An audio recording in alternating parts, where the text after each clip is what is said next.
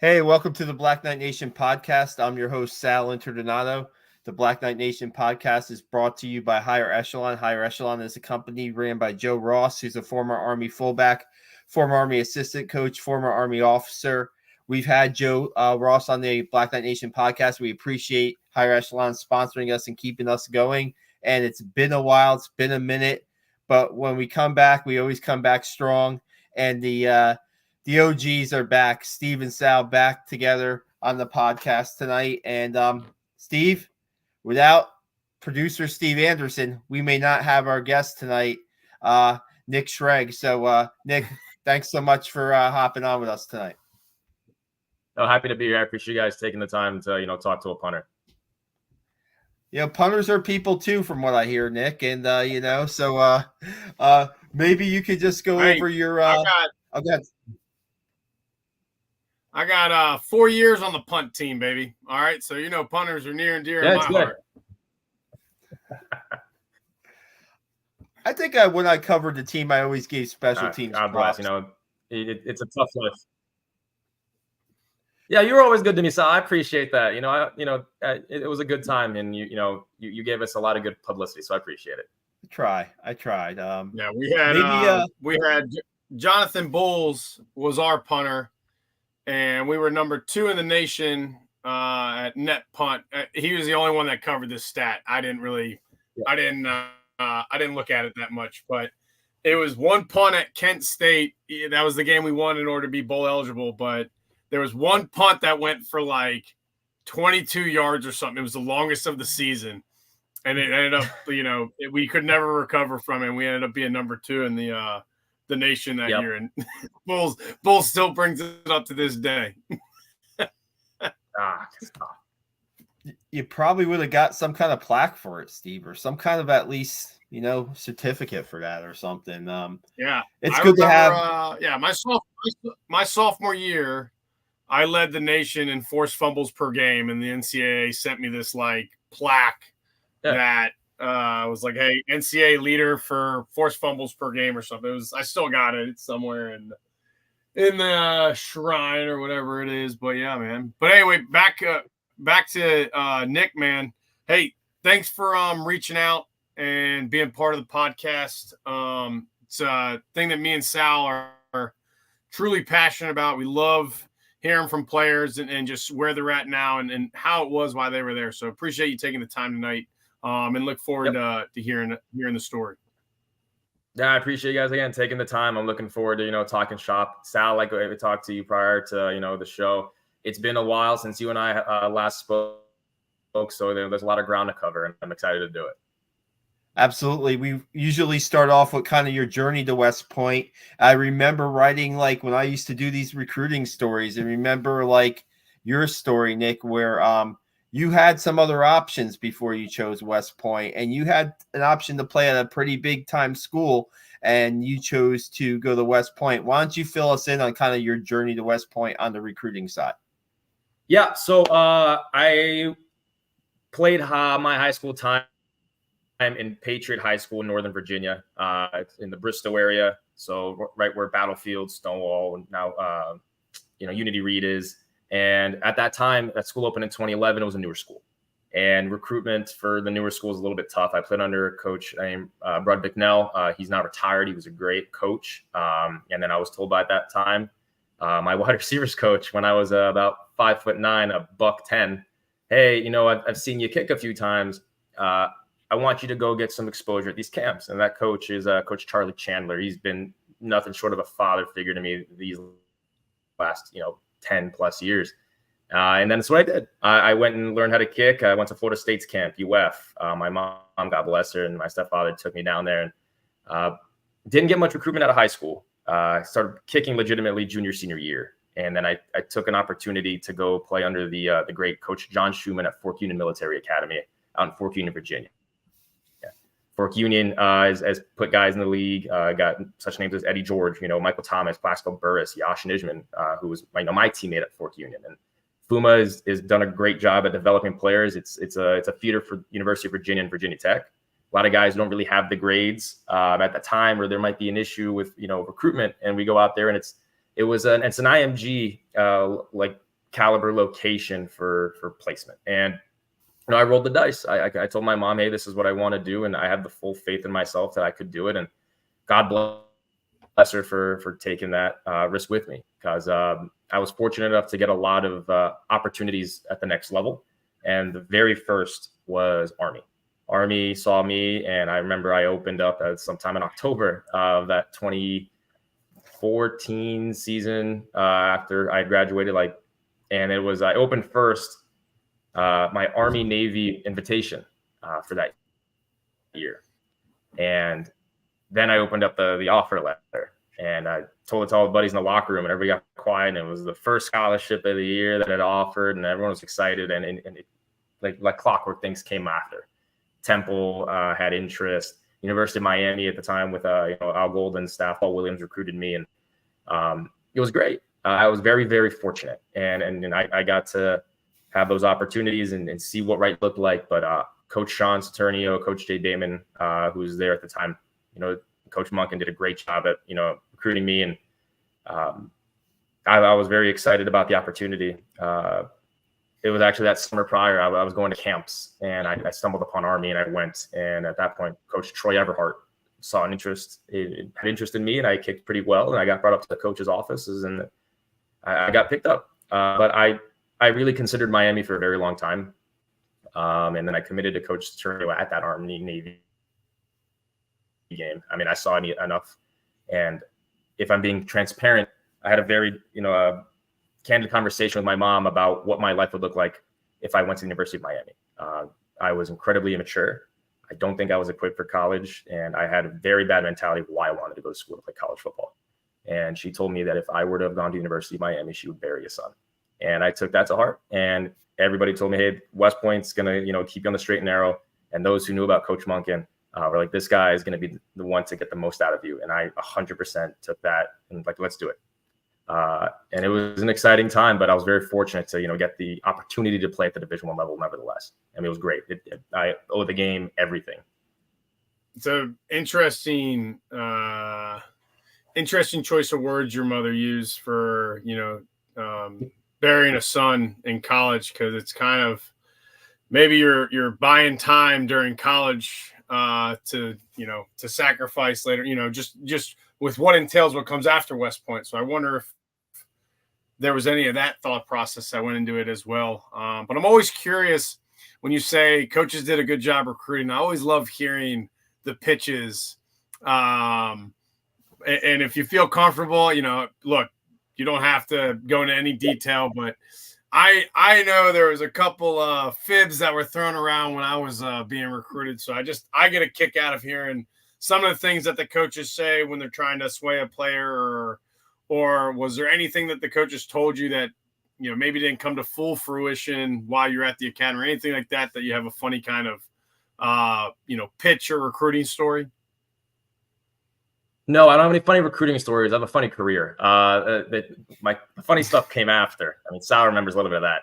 But no, Coach Monken and Coach Saturnio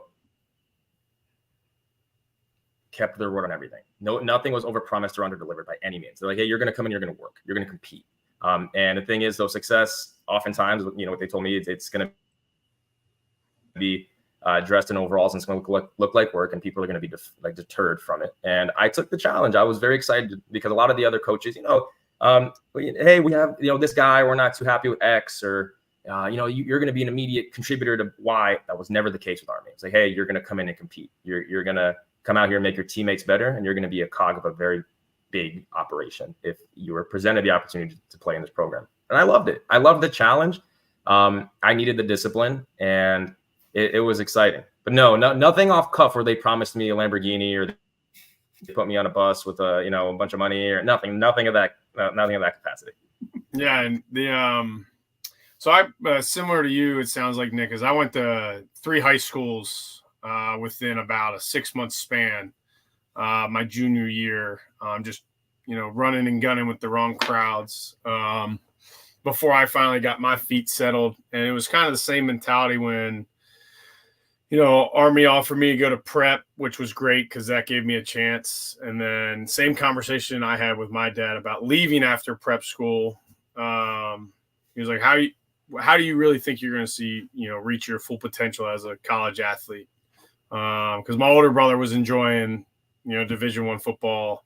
He was just finishing up as I was starting my college career. So similar to your kind of thought process was like, I think for me, the best fit was some structure and, an itinerary every day, keeping me, one of our huge mentors was Colonel Gene Polka, and I'm sure Sal remembers Colonel Polka, but he'd always say, idle time is the devil's time.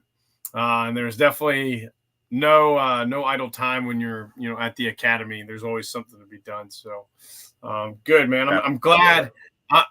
Miami was not recruiting me, but that would have definitely enticed me to go at least take a visit and see what was going on. So that's great, man. That's great. I'm glad to hear that. And I've always heard from Coach Monken, it's about the work, right? I think guys that come to Army now understand and truly want to come to work. And I think that's what he sells, and that's what we buy, or that's what the players now buy is, we do want to work because everybody knows when you work hard for something, the reward is so much greater. So that's good stuff. Any what was the experience like when you came up to West Point?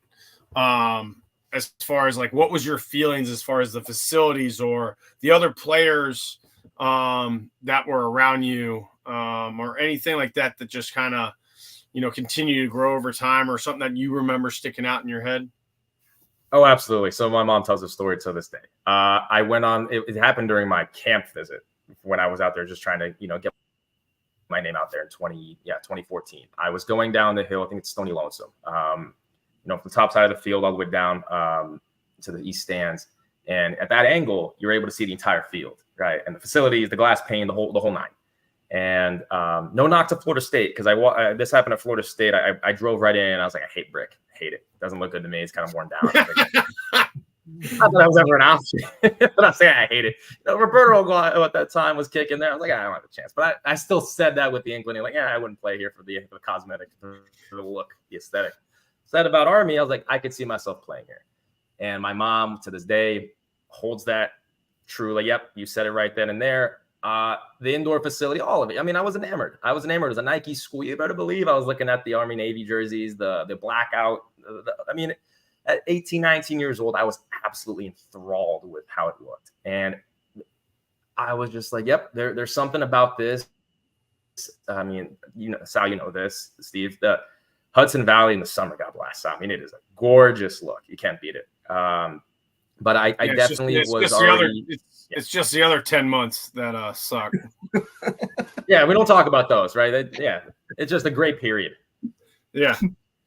But for those 60 days, we're on the front cover of Best Home and Garden, and we win it. That $1 million view. But yeah, I mean, Troy Everhart, he did a great job at talking to me, and I felt seen. And Coach Monk talked to me that day, and it was good to be within the presence of a lot of great coaches. And they were in there, I think, about a year. They just finished their first year when I went there, so I just appreciated being seen because I just finished the Georgetown camp, and again, still very new to this whole process, being late in the game in my recruiting. So it was just appreciated that they took the time, with the myriad of kids that are out there, to watch me and not just say, hey, you're doing a great job, but provide feedback. And I think that with the militaristic aspect of Fork Union Military Academy and the feedback, I was feeding on it. I loved it, so I wanted more. Yeah, your intro to that kind of life at Fork Union probably helped you a little bit at West Point, right, Nick? I mean, to start, because you're not going to Army prep, you're coming as a quote direct admit with a post-grad year, so to speak. So, I mean, how was that freshman year for you at West Point? Were there any adjustments for you? Because like you said, you maybe were, by your own admission, were maybe a little immature. I mean, how was that first year for you? Maybe off the field first and then on the field.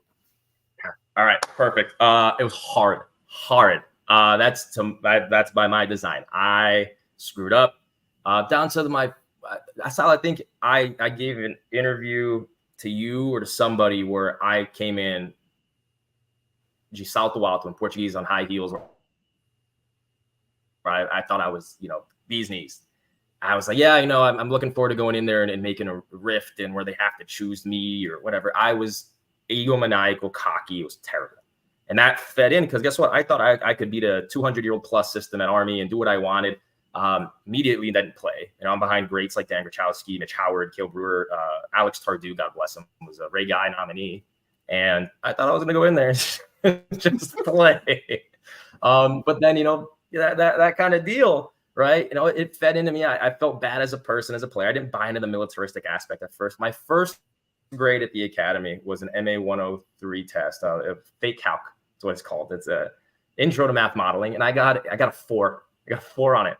I didn't understand the Thayer method. So it all went poorly. Not to the coaches or anybody else. It was just me. I did this. And I remember the second day I got that test back, I'm on my laptop looking up transfer process, University of Florida. So it did not work well immediately. But, I didn't know what I didn't know. Thank God my mom and my stepfather are incredibly supportive, even to this day. And Colonel Rob Dickerson, now retired, picked me up on my scruff. He was a Fork Union guy too. And it was like, you're going to do this. And then my freshman year, after that first year, we went 2-10. And I didn't make many friends on the team either because, they could smell the cockiness on it. And I hate that to this day that was, how I left a lot of them feeling. I got in trouble at the academy. I got an honor board and a brigade board for buying alcohol and getting caught with it. Not even drinking it. It was just in the car in the lots in April. And I got a year turn back, and were it not for Colonel Dickerson walking in to go talk to General Caslin at the day of my honor board, I would have been kicked out. And he's like, keep this kid here. If you AL away him, administrative leave of absence, this guy's not coming back. It took me under his wing. I did SLDP, SLDPH. I had 100+ hours. Ended up being a half-year turn back, thank God. And I was on restriction from the academy from April 2015 until November 2018. All I could leave was football for games and for spring break and for Christmas. And my deal was Coach Monk kept me. And I shouldn't have been kept because I don't know why he did, but he saw something in me and he took an interest in my development. And I thank God for him. I spoke with him today and I thanked him for everything. I mean, my character was not in line with what the academy wanted, and that's what happened. I think it's a tough first year. Those, and something that we don't think about, especially I didn't as a cadet.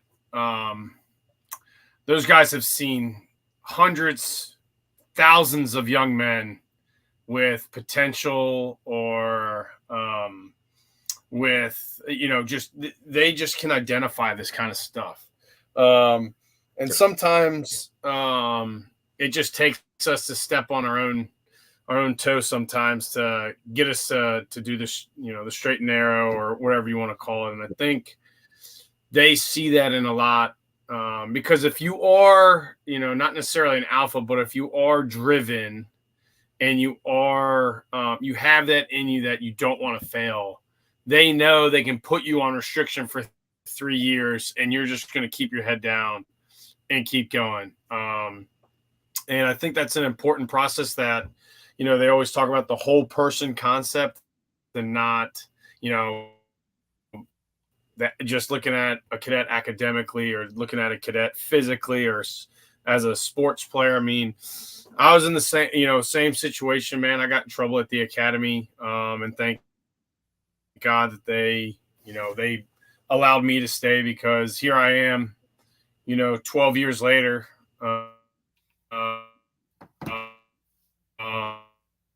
still serving, and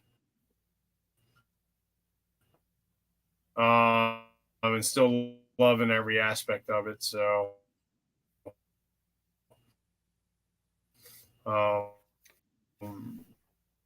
very, very, I always find it interesting because we don't.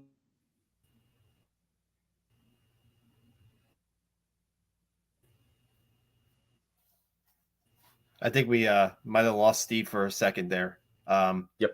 We'll get him back. Yeah, I guess you learn really quick, right, Nick, at the academy, and I guess it kind of was like because I always wondered as a beat writer, right, and Yeah. there's stuff where you're on the beat, and there's stuff where you might observe or see, but you necessarily don't, have to write everything and that kind of stuff. But I remember like. I always wondered about your relationship with Coach Monken because I know on the field there was kind of like a little because he didn't like to punt, right? He didn't like to punt in the first place. He always in press conferences he would say his hatred for punting. But I know that sometimes on the field and on the sidelines you guys had some interesting dialogue, so to speak. But then you hear how he kind of supported you through some pretty rough times at West Point. So, I mean, maybe you can go into a little bit more detail of that relationship with Coach and maybe even the coaching staff and how they kind of turned you. Because, Nick, I looked it up today. You get through that freshman year, right? And then your playing career in Army, you're a punter on the most successful team at West Point, the 11-win team. You're the top punter. That 2017 year, you're the team's punter on that year too, a 10-win season. You're part of some really successful teams, and maybe they're like Steve was talking about. They're kind of they've seen things like this happen before, and they've seen guys kind of find their way. How important? And you said you called Coach Monken, or you were on the phone with him today and thanking him. I mean, that relationship with the coaching staff had to be really turned into pretty something special, I think. So yeah, let me give you guys some little hot scoop here. Coach Monken made it abundantly known that I was not allowed to talk to Coach Monken, and the press knew that. But no, it was a very tongue-in-cheek. I have never met a more caring coaching staff. I have modeled my military mantra behind, the toughness, humility, effort, and execution aspects of what he taught us. Right. Can I trust you? Are you committed to excellence? Do you care about me? Right. I took notes diligently, and you know what? While I could have been 100% a better teammate, and I really wish that I was, that coaching staff was absolutely second to none. And I talked to Coach Turnio daily. I talked to him today. Coach Monk, I was able to speak with him. Spoke with, Coach Blake Powers a couple weeks ago, Danny Payne a few weeks back. I just keep dropping names, but that relationship, I mean, it is absolutely lifelong. And I thank them for absolutely everything, for taking the chance on me. But the relationship behind closed doors, I mean, Coach Monken the day, I'll give you one. When I ran for on 4th and 44, Coach Monken called me after the game and he wanted to check on me. Everybody on that coaching staff wanted to check on me. Everybody, because it was a tough day. So we'll talk about that in a bit. But that part of my time at the academy was, like you said, part of those winning teams. I got to sit on the shoulders of giants. I got to be a small part and assist and be value added where I could be. But I mean, those wins were not due to me by any means. Right? I did what my job was. Those are because of guys like Ahmad Bradshaw, Kelvin Hopkins, Andrew King, Kenneth Brinson, Darnell Wolf. I can keep going down the line. Bryce Holland, God knows he was a phenomenal player and a great leader. Mike Houghton. I mean, I named my entire team, hometown of high school, like Coach wanted. But first thing, a punter is nothing without a snapper. And Scott Flanick was, truly phenomenal. And then my other kickers and punters, right? John Abercrombie, Blake Wilson, JD Moat. I mean, God bless that kid. And I mean, if I'm forgetting anybody there, like Cale Brewer, Dan Grachowski, Mitch Howard, they showed me the ropes. I am nothing without the kids that were there before me to show me what right looked like. And I mean, all of these successes that were given me by somebody else were not mine. They were because of the gentlemen that were to my left and right who, did the right things and afforded me the opportunity to succeed. If Scott Washley doesn't J block, I don't get that rush on Buffalo. And I don't redeem myself. Right. All of it came on the shoulders of giants. And I mean, I couldn't be more thankful and gracious to have been a part of that. I'm very thankful. Yeah, I cannot recall, and like I might be forgetting. It's been a long time since I played, but I don't think, other than maybe Coach Sadat or Coach Schmielen, any of the coaches ever calling me to check up on me after a game. And I had some heartbreakers. Probably might have been because they knew I didn't have my phone near me because I was probably out, thinking about how to get after it the next day. But yeah, it's an interesting thing to hear that, the head coach calling you to check up on you after the game. I really do kind of relate that to how you said it earlier, the toughness. What was the quote that you said? How your mantra is when you lead. I really Toughness, like that. humility, effort, and execution. No, the other one about it goes work hard. Can I trust you? Are you committed to excellence? Do you care about me? Yeah, those three things is really, I think, I've seen a huge shift in the Army from when I came in as a cadet to when I commanded, to what caring about soldiers looks like with the next gen soldier, or how you care for soldiers has switched. I think that's it's a little more personal now. And I really like that kind of, I haven't heard that before, and I've heard it and I haven't heard it in a long time. And I really like that, that kind of the way you kind of phrase that. So it's good. I mean, Nick, I would like to get to your redemption story, your personal redemption story. I can't take credit for it. That was over Coach Monken. And I'm sorry. I'd like to get to the personal redemption story. And you said how, maybe it was a tough moment for you on that one play on the 4th and 44, but then you were able to have I think it wasn't the same. Did that happen in the same season? I'm trying to come back on the memory a little bit, but you had a chance to seal a game with a fake punt, and maybe you could walk us through those experiences, the highs and the lows, so to speak, of that and getting through that. Yeah, absolutely. No, that was Lafayette, my sophomore year. We were up at halftime, and I was not paying attention. I think it was something like 45-7, and we had a play called to bleed the clock before the half. Rocket Rugby right, and it's a play designed to where I could roll out, rugby punt, bleed the clock, kick it on over, and prevent any return. It's going to roll on the ground after it hits 20 yards.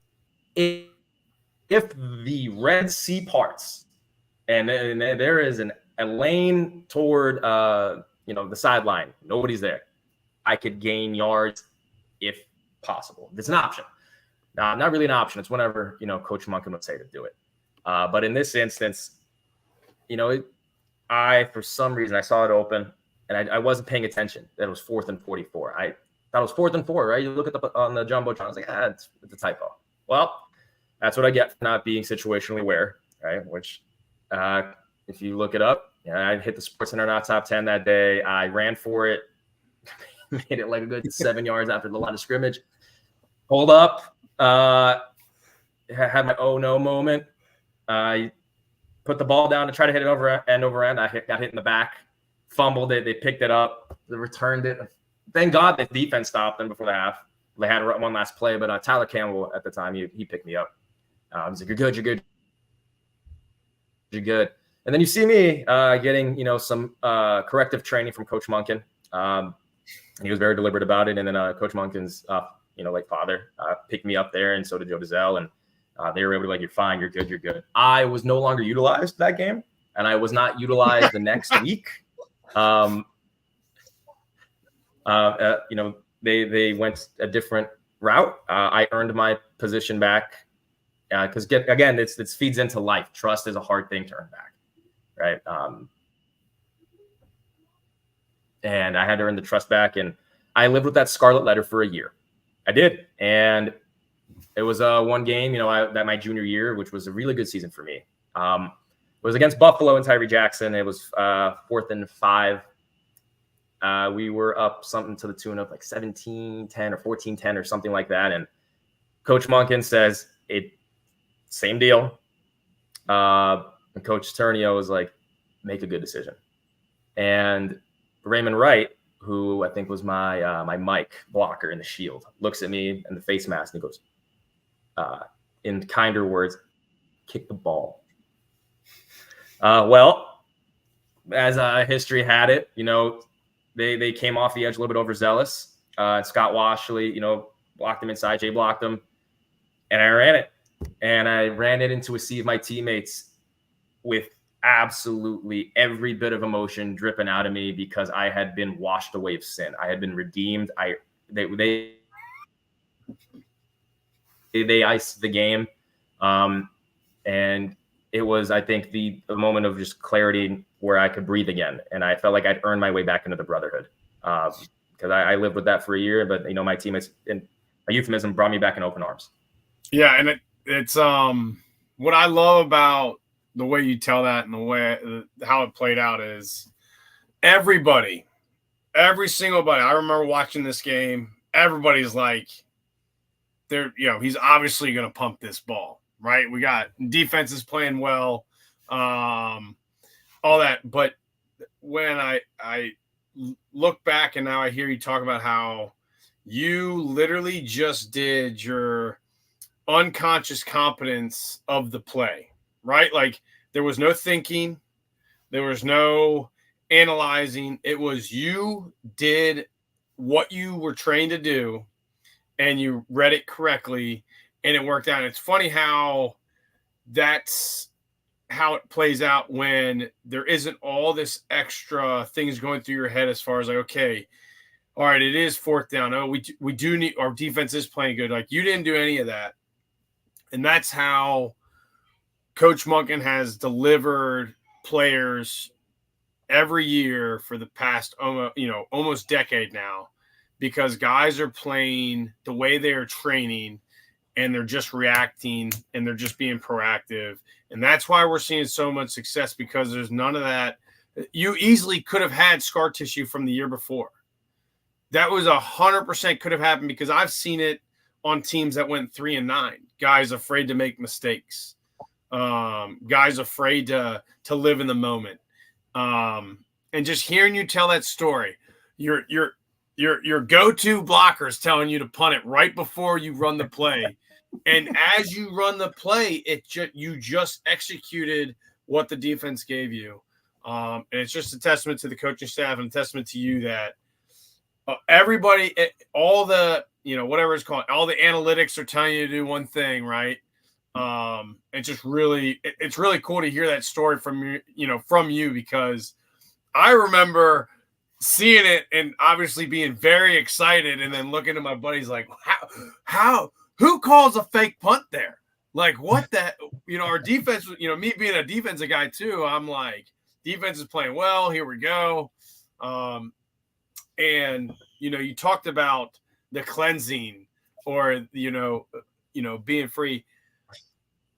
I can only imagine after that play and the brothers embracing you, understanding what just came through, and just kind of the full circle of that just made you that much more dangerous as a punter moving forward.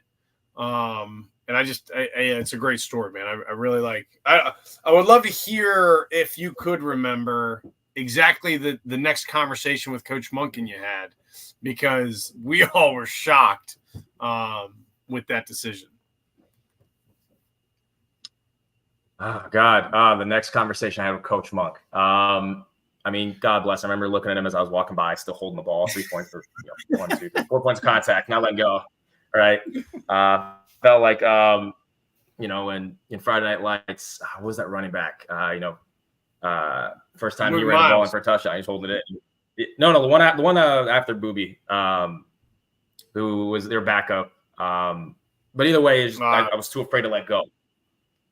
But Coach Monk, I remember seeing the corner of my eyes, going there, just laser focused. Still, hey, the game's not done. I gotta, take the knee. We gotta finish this up. I went after and I went talked, and I got an interview by CBS, and then did a panel after post-game interview. And Coach Monk was, as Coach Monk is, and he was like, great job, son. Very, very concise. It was very professional, kind of like, hey, he knew how to do with me. Your highs can't get too high, your lows can't get too low, right? But I felt seen by Coach, and that ultimately at the end of the day is, he trusted me not to put me in that situation succeed, right? That spoke to me enough that I was like, hey, I don't need any, reinforcement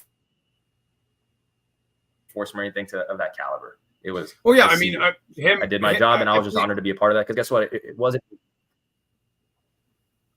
I was just say him just calling that play in that situation should make you feel that way because he knows the option is there. So you got a couple different validations, pre and post play, and that's just really cool. That obviously, knowing a little bit I do about Coach Monk, and it just like, yep, good job. Like, I called that play because I trust you. Again, it's a testament to the 10 other guys. It's really in my opinion, it's because of the 10 other guys that are on the field with me who he had that much faith and confidence in as well.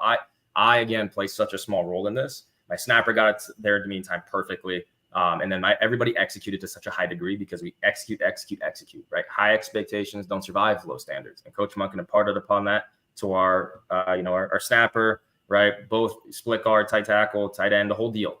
And they executed at a high level. All it did was afford me the opportunity to do my job. So I will never take the credit for any of that. That's my 10 other teammates right over there. Did it. And, I do have to wherever they are, God bless them, they did a great job. Now, seeing that you are a punter, and I know that's part of the punter's role is picking up fourth downs, and I'm sure it was an extremely exciting play. Do you get as fired up when you pin it like within the 5 though? When you have just a great punt? More fired up. Oh my God, it's like it's just sharp shooting it. Absolutely. Yeah. My best game of my career was against Temple. 2018 or my junior year. You know what the coolest thing was? Kicking it from the other side of the end zone to the opposite, like 10 to 15, and watching Scott Flank just deck a kid in the chest when they pinned him inside the 20 from the other side. Running the ball is cool. Getting the tackles I got were cool on kickoff or whatever. Touchbacks and booming it deep or pinning them inside against my sophomore year against Rice, putting them inside the 3. Can't beat that. That's better. That's sharpshooting. Yeah, it's like I imagine it's you gotta probably like to play golf, Nick, because when you hit that chip shot or when you hit that approach shot and you're within it's better than yards, when you're within 5 feet or 10 feet, you feel so good. And I imagine that's how a punter is, right? Like, yeah, you got you ran the ball on the first down. That's a great drive. But man, when I pin that ball 10 feet within the pin, that gets me fired up. Oh, it does. But sometimes I got to get brought down. I kicked the ball like 60 some odd yards my senior year. And I did the baseball swing. Coach Monk grabbed me and was like, don't do it. Don't do it again. No. Drop it. Relax. I was like, Strike 3. Strike 3, buddy. Get back on the bench. Yeah. And I don't want to play too close to the watching the players under Coach Monk, and I think there is a healthy balance between allowing you guys to be yourselves, not necessarily showboating, but allowing that charisma or that passion to show within the scope of still representing the academy well. Much similar to your story about your interview. One of my first interviews, I had to go like see the PAO afterwards and like, hey. You won't do another interview until you figure out how you're going to do interviews for the, Army football team. And, this is right. All right. Sounds about right. Because I didn't know what I was doing. So Steve, you were my go-to guy, man. You were my go-to. Oh yeah. No, but it was easy, Sal, because, you usually caught us like, you just got a notepad, when they put that camera in me, I was like, yeah, I got you. Let's go.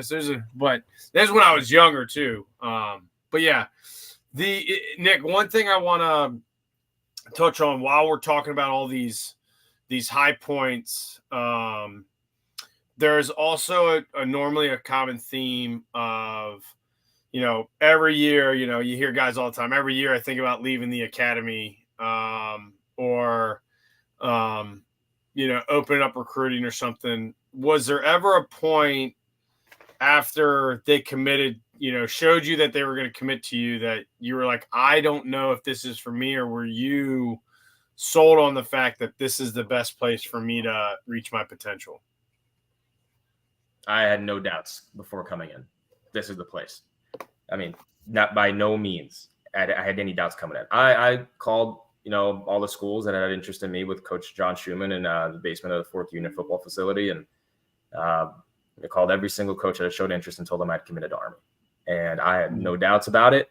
But at the academy, when I got in trouble, and, it was my freshman year, and I got in trouble, I remember, thinking, I was like, oh, should I go somewhere else? And I remember telling my mom this, and she's a core piece to all this, God bless her. My dad passed early, so I always had my mom. So she was everything, and it still is. And I told her, I was like, Mom, now that they're going to take it away from me, I want it more than ever. Now that there's a chance of losing it here and never having this place, and they're going to take it from me, I'm going to hold on to it. And I'm going to fight. And I did. And I could have been kicked out for missing a class, for not having my bed made during Sammy. There was a guillotine over my neck, and I hadn't even at any point affirmed yet. I was a pretty very long. It's a very long time to have the guillotine or the eyes on you. I remember one thing my dad told me was, well, you weren't leaving before you got in trouble.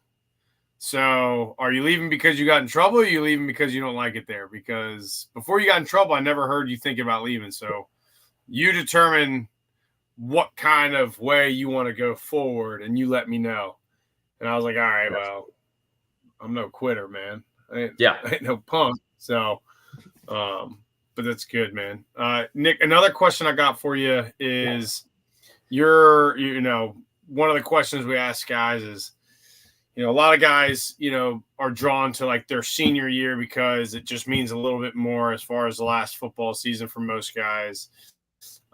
Some guys like their most successful year as far as winning or individual accolades.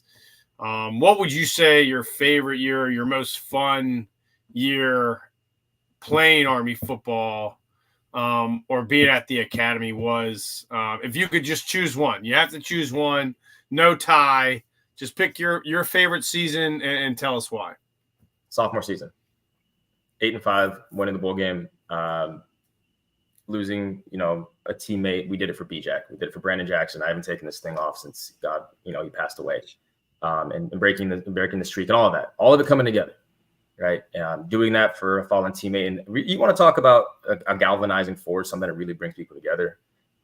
That team, we sobbed in that team room when we heard the news about Brandon. And you talk about forging a bond. There it is. That was that moment. And it was, fun's not the word by any means. It was the most impactful. And it really was like, this is us. This is all of us together. And I think that was really the turning point of Army football. Unfortunately, truly, it was a traumatic experience to lose a teammate and somebody so promising, young, and full of life in such a manner. And to do what we did for him with, Miss Morna Davis right there watching the whole time, I mean, it meant just so much more. And that's why that season was the most impactful and the best season. I had great accolades myself. And we were ranked my last year. Great. We did it for B-Jack. We did it for Brandon Jackson. I'm so glad you brought that up because, I'm saying here, you had success during the 10 and 11 win seasons. And sometimes I forget that 2016 season, man. And wow, when that Army-Navy game, right? That Army-Navy game, maybe you can walk us through those emotions because being in the locker room with Brandon's mom, I believe the team was singing his favorite song going to the field, Scared Money Don't Make No Money, right? What was that like? Just that, I'm sure you remember that day pretty well. It was surreal. It happened. I was, there a year and we had lost to Navy. There were gentlemen who've been grads since 01, 02, who had that streak, who were carrying that burden. So as I watched everybody jump through the field, and trying to find out where my family was, I didn't know how to experience it, except it was just relief and euphoria all at once. We did it. I got to be a part of that, people to break the streak. I got to witness such a great coaching staff put that together, and I drank every moment in. Figuratively, I was on restriction. But it was Soup Daddy gave you a pass, didn't he? He always gives people passes when you beat Navy. No, I'm just kidding. No, it was a good stuff. I remember there was a lot of unique, and I can't remember, but I believe it was like 2nd and 8 when we scored, right? And B-Jack's number was 28. 28. So like there was a lot of other things. There was like 28 seconds, or like some minutes and 28 seconds or something like that. There's a lot of like interesting, almost script-like things that added to just how incredible that win was under the circumstances with the season. And I just remember I was at Fort Benning at the time. I was actually an IBOLC instructor. And I just remember being like, man, can you believe what this team went through? And this is how it ends for them. And it's just very, very cool that you brought that up. I know that I met a guy. I'm out here in South Carolina now, Nick, and I met a guy who's an '89 grad. Just met him the other day at the golf range, and I told him I was 11 grad. Yeah, played Army football. He's like, "Oh yeah, you were part of the losing streak to Navy." That was the first thing he said to me, and I was like, "Yep, I sure was." And I'm like, "Well, we did end on a bowl game, but yes, I did lose the Navy and Air Force 4 years in a row." And you talk about the guys carrying that streak with them, and that was a real thing, Nick. And we, as past players, felt the relief of it. A lot of people don't understand, and this goes for all grads, just not Army football players, but the impact of that game on morale across the force within the Army is actually a thing. And people downplay it, and people say it's just a game, or they're Army fans or they're Navy fans, but really just that day or whatever. But it's a real thing. And it's pretty cool that you brought that up and we got a chance to discuss it, because I just remember how intense, and it seemed like someone was writing a story on how to change a program, and that's what it felt like. Yeah, I was on the field right for the celebration and the last snap, and just seeing Steve, like you said, like old football grads jumping out of the stands in joy and looking to find a player, a cadet that had stormed the field. I mean, I don't even know how I even stayed on my own 2 feet, because people left and right. I was dodging people left and right. And just to see, I'm trying to remember some of the former players that jumped onto the field in celebration. It was just like a swarm. And I just remember the alma mater being played. And I don't know if you remember Steven Johnson, Nick. I do. I don't think Steven could play that game. I think he might have been banged up, but him next to one of his best friends, Andrew King, for the alma mater. And we had a photo of that. And it's just an amazing moment. Some people, sometimes I ask myself, man, I really need to write an Army football book. I have all this knowledge, right, Absolutely. Of the program. And why haven't I thought of writing about something on that 2016 team? I mean, because there's just so much to that. And man, I like Steve said, much appreciated. I think sometimes, I know you never forget, right? You never forget Brandon Jackson, but I mean, it's good to hear that name again, because seeing him play, the passion that he played with his freshman year when he was called upon, there was an injury, or they just needed somebody to play corner his freshman year, and the way he showed up and the way he represented Army on the field, man. And then to see you guys in honor of him that season, and to see guys like Elijah Riley, step in and be the player that he was and be the leader that he was, what he's doing, it's just incredible. I really appreciate it, because it brings up a lot of great memories. That's my people ask me what was my favorite moment of covering Army football. Steve, I love that 2010 bowl game. I really do. But that 2016 streak breaker, buster, whatever you want to call it. Yeah. No, that's not going to be, I mean, that's that's going to be a tough one to beat. It was a lot of L's in a row, man.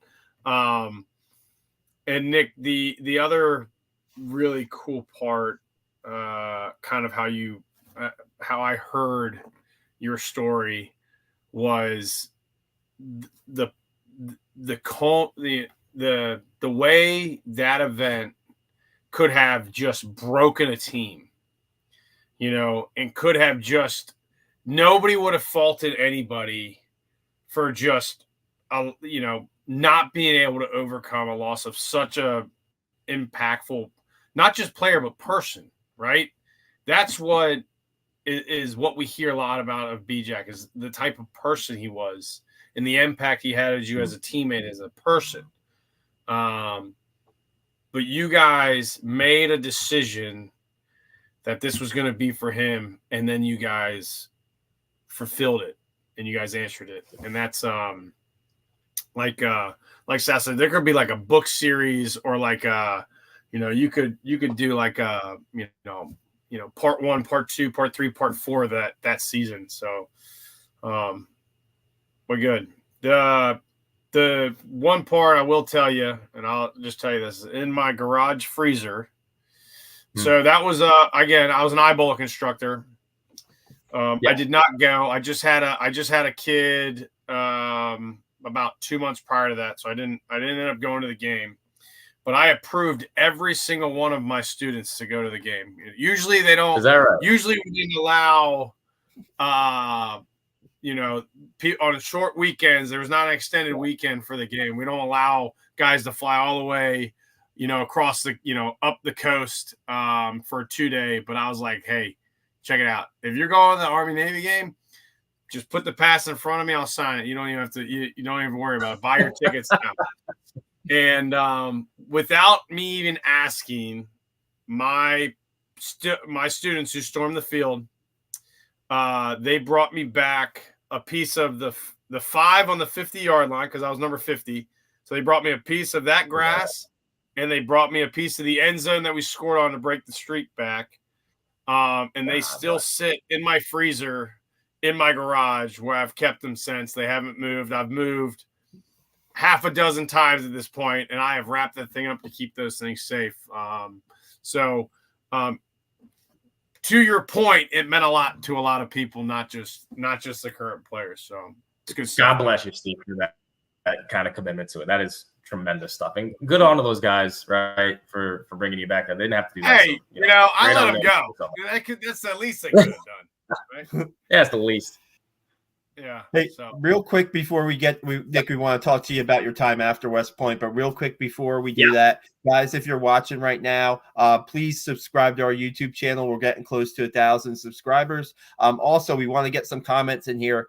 We have Kenneth Stepp, who said, as a retired E7 from the Army and a huge Army football fan since I was a kid, I love this 100%. Ken, we really appreciate you watching the podcast tonight.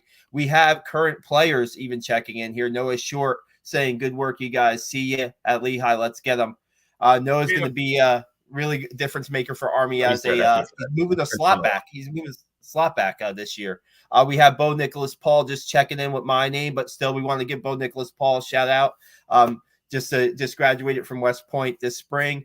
Really impact player as a senior. Give Bo a shout out there. I mean, we just really appreciate all you guys watching us. We have 267 people watching us right now, and we haven't been on in like a month and a half almost. So we really appreciate everybody jumping on. We really appreciate Nick telling his stories, and man, it brings back some really good memories. And then we get to hear. I got a chapter in my book on Steve's the field, the turf of I believe that was in Baltimore, right? That game. Got a chapter in that book for that. That's my hometown, baby. I'm from Frederick. I'm 40 minutes from there. So let's see. Kenneth says I got a game ball from an LT that went to West Point that I served with. It's definitely we got a subscriber. Here we go. Really appreciate that, Ken. Nick, let's get you say you learned a lot from your time at West Point, from your freshman year to the time you're graduating. You get that diploma for West Point. Talk to us about like life after West Point and maybe how that worked out for you. Perfect. No. So after the 2018 season, I was no longer eligible to play ball. I had played some JV ball my freshman year, so I was a December grad. Thank God bless General Darrell Williams for providing me that opportunity. He made me a half-year term back versus a full year, so I appealed. I won, thank God, and I got to graduate with my classmates 2019 December. Subsequently after that, I went to Ebolik out of Fort Leonard Wood, Missouri, February of 2020, and COVID came a month later. I got orders to go to Savannah, Fort Stewart. Showed up July of 2020, bought a house over the phone, essentially, but my mom was down there with my stepfather to help me find a place. 3 months later, I'm in Korea. I'm with 10 BEB of the 3rd ID, 1st Brigade. And, I was a battalion adjutant. So I was the aide-de-camp to the battalion commander, Colonel Sean Whitmire, who effectively changed my life, much like Coach Monken did. He's a phenomenal mentor. I still keep in contact with him. He's now, getting out of the military, and he's a phenomenal human being. I was his adj for, 10, 12 months, something like that. I was 9 months in Korea, came home July of 2021, and immediately became a platoon leader, Alpha Company, 10 DB, 3rd Platoon, Assault and Op School. So all the engagement area development stuff. So building up the land areas, clearing the way, etc. I got to do that for 16 months, and I had the best time of my career. Everyone talks about that PL. It's a great time. I met my best friends there at Stewart. And 6 months after I got back from Korea, we got sent to Eastern Europe following the Russian invasion of Ukraine, February 22.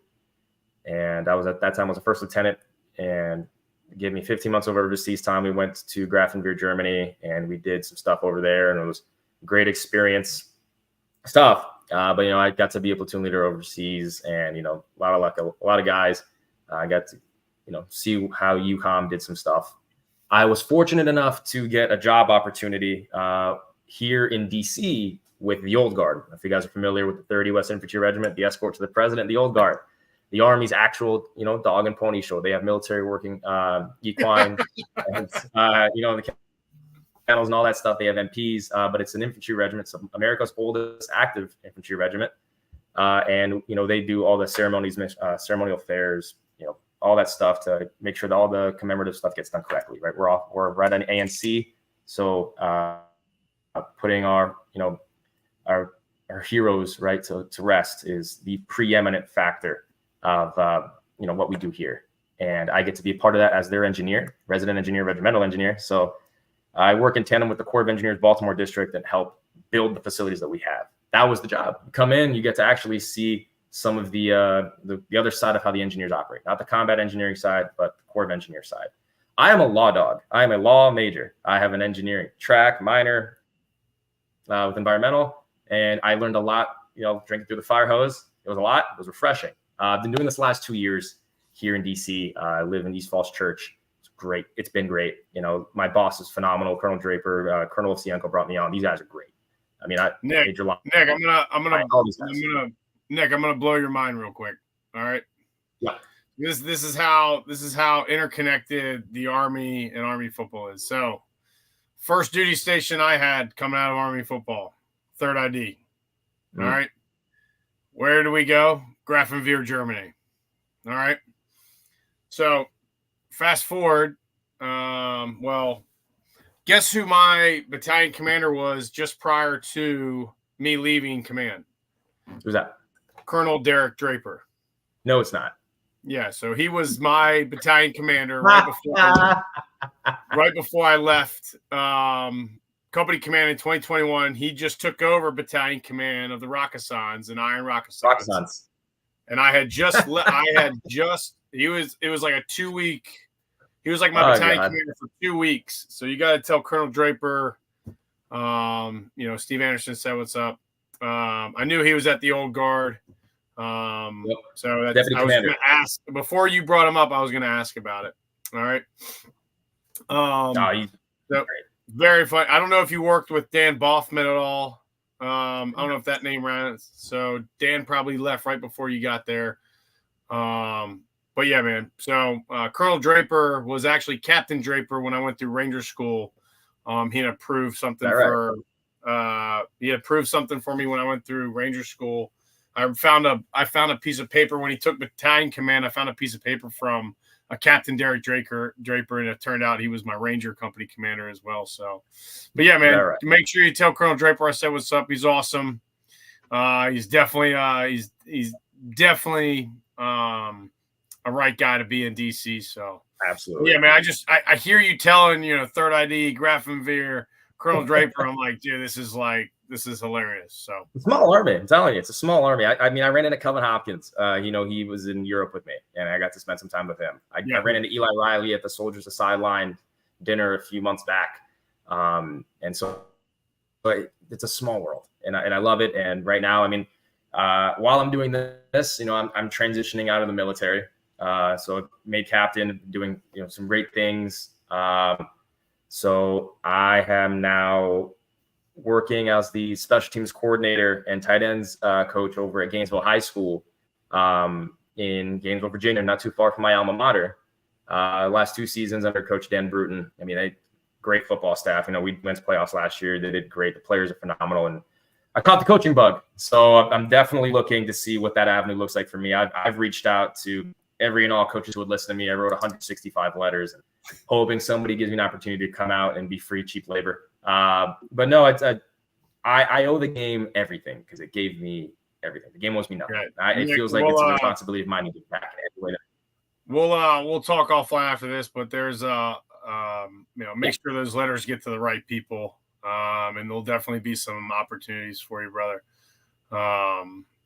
Whether it's at an internship at the pro college level, the brotherhood runs deep, man. And, not concerned at all about you catching a shot where you want to go. It's pretty cool. When's your final out date? We're looking anywhere between, because we're still waiting for that final look, but anywhere between Halloween and Valentine's Day. So I got time, right? So more so what I'm doing now is intros and making sure people know that I exist. Because, I know stabs switch out at that point. Life happens when you're busy planning for it. And, at the same juncture, I'm looking to be value added at any program. But as the days come along, I'm making the days count and capitalizing on what I can do today, because I still have kids to coach here 100% at Gainesville. And I want to be there, everything, lead them to success in whatever way I can. And I have 100% taken every single mantra from Coach Monken's playbook and how he teaches, and brought that to my kids and trying to support and uplift them. Because guess what? You don't need to reinvent the wheel. The right way's already been taught, right? So I get to emulate that. It works. And I'm excited to see that they bought in. And I'm happy for their success because they're excited about it. So it jazzes me up. And that's why I want to do this full force, and it's been fun. I'm excited. I'm a captain now. A lot of people didn't think I'd make it there. I didn't, but I'm here. So it's been a phenomenal opportunity. Not a lot of kids get to say they finished their career in DC. It's been good. Absolutely, man. It's great, dude. And I do all types of volunteer coaching. I've got 4 kids, so I do little league, and then I just got. I train those kids like they're college football players anyway, so parents love it. You make them do mat drills? But we there's some gassers that occur. Let's just say that. But Camden Military Academy is right down the street, and just like you feel that you owe everything to the game.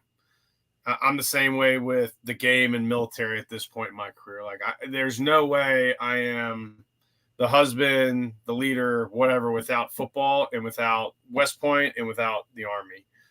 And that's all I want to do is give back. I want to, I would love to end my career, giving back to the academy that gave me so much. That would be like my, how I'm writing my story ending of a military career, but just kind of hasn't happened yet.